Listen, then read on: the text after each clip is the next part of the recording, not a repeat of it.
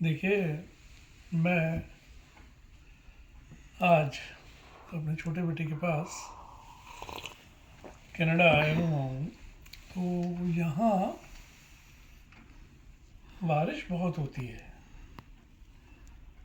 और बारिश ऐसे नहीं कि बहुत परेशान करने वाली बारिश है। वैसे तो बारिश कभी भी परेशान करने वाली नहीं होती, बट यहाँ की बारिश बहुत ही खूबसूरत, बहुत रिम झिम रिम झिम। तो यहाँ की बारिश एक दोस्ती हो गई मेरी। शौकीन तो मैं शुरू से हूँ बारिश का। तो यहाँ की बारिश से मेरी दोस्ती हो गई, और दोस्ती जब हुई तो मुझे ख्याल आया कि भाई मैं तो यहाँ का बाशिंदा नहीं हूँ। अब चूंकि से दोस्ती है तो दोस्ती होती है। तो मुझे बस लाइन दो चार दिमाग में आ गई, तो मैं आप लोगों से शेयर करना चाहता हूँ। होप आप लोग पसंद करेंगे। इन बारिशों से ज़्यादा दोस्ती अच्छी नहीं। इन बारिशों से ज़्यादा दोस्ती अच्छी नहीं।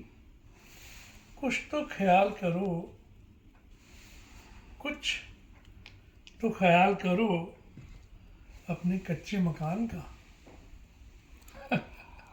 इन बारिशों से ज़्यादा दोस्ती अच्छी नहीं।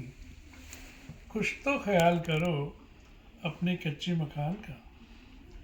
बिन छतरी के ऐसी बारिश में ना निकला करो जनाब।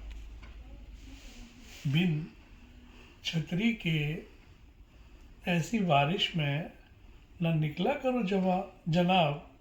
सुना है कुछ लोग बूंदों से ही घायल हो जाते हैं। जानते हैं ना आप कि कुछ लोग छोटी छोटी बातों को ही जीने मरने का प्रश्न होती है उनके लिए। वो तो अच्छा है कि शेल्टर लेके चलो, अच्छा है कि उसका सब्स्टिट्यूट लेके चलो, विकल्प लेके चलो। बिन छतरी की ऐसी बारिश में ना निकला करो जनाब। बड़े कम शब्दों में मैंने अपनी बात कही है, कोशिश कीजिए आपको समझ आए। बिन छतरी की ऐसी, क्या पता आप भी मेरी तरह ऐसी उलझन में कहीं हों तो शायद टचिंग लगे आपको। बिन बारिश के ऐसी बिन छतरी की ऐसी बारिश में ना निकला करो जनाब। सुना है कुछ लोग बूंदों से ही घायल हो जाते हैं। यूं तो बगैर पत्थर के ही था उसकी कब्र का चबूतरा। कब्र समझते हैं आप? कब्र का चबूतरा। यूं तो बिन पत्थर के ही था उसकी कब्र का चबूतरा। पर अब वो बारिशें कहाँ? पर अब वो बारिशें कहाँ जो उसकी रूह को भिगो जाती है, जो उसकी रूह को भिगो जाती। समझ रहे आप कि कब्र पे चबूतरा नहीं था। बारिश के आने जाने में, अंदर तक पहुंचने में, बारिश को मिट्टी के अंदर तक पहुंचने में, जहां वो दफनाया गया था वहां तक पहुंचने में कोई अड़चन नहीं थी। लेकिन बारिश अब वैसी कहाँ होती है जो उसकी रूह को भिगो जाए, है ना? मतलब बस अब आप समझे बात को। यूं तो बगैर पत्थर के ही था उसकी कब्र का चबूतरा, पर अब वो बारिशें कहाँ जो उसकी रूह को भिगो जाती।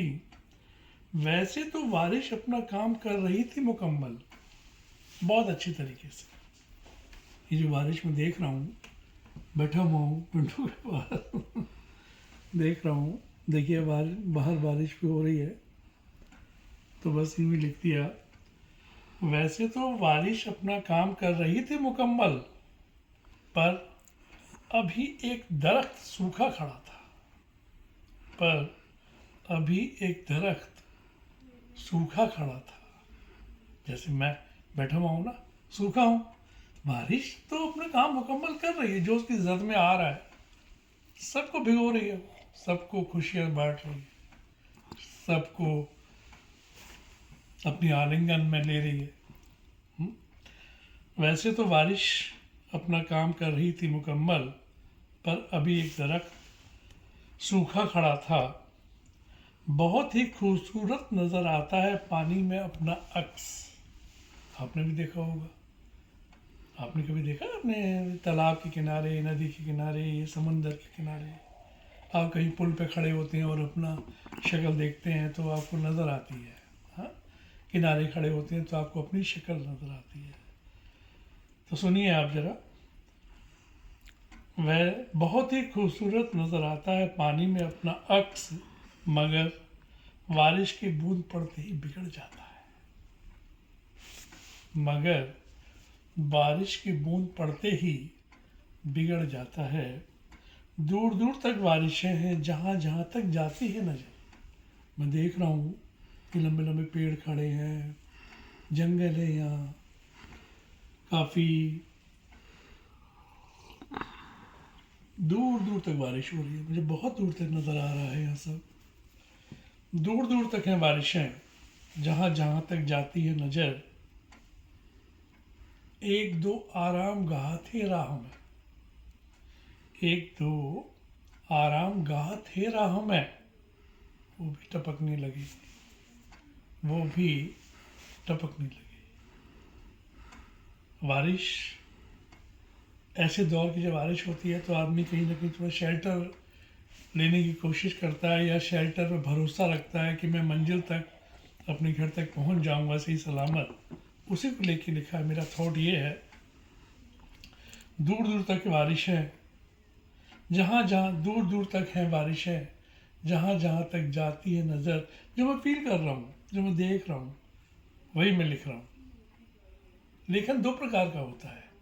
एक तो फील करने वाला होता है, जो आप फील कर रहे हैं। एक कल्पना का होता है। तो आज का ये लेखन जो मेरा है, वो फील करने वाला है, महसूस करने वाला है। शायद आप भी टच कर रहे हो। दूर दूर तक जाती हैं, दूर दूर तक है बारिश है, जहाँ जहाँ तक जाती है नज़र। एक दो आराम गाह थे राह में, वो भी टपकने लगी, वो भी टपकने लगी। धन्यवाद, थैंक यू।